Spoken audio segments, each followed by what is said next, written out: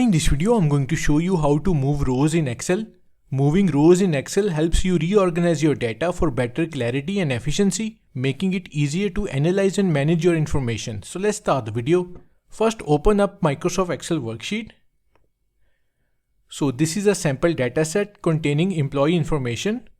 Now what if we want to move this employee record Peter right after Lando at the end? For this, select the row you want to move. You can do this by clicking on the row number on the left hand side. So click on the row number, it's row number 3.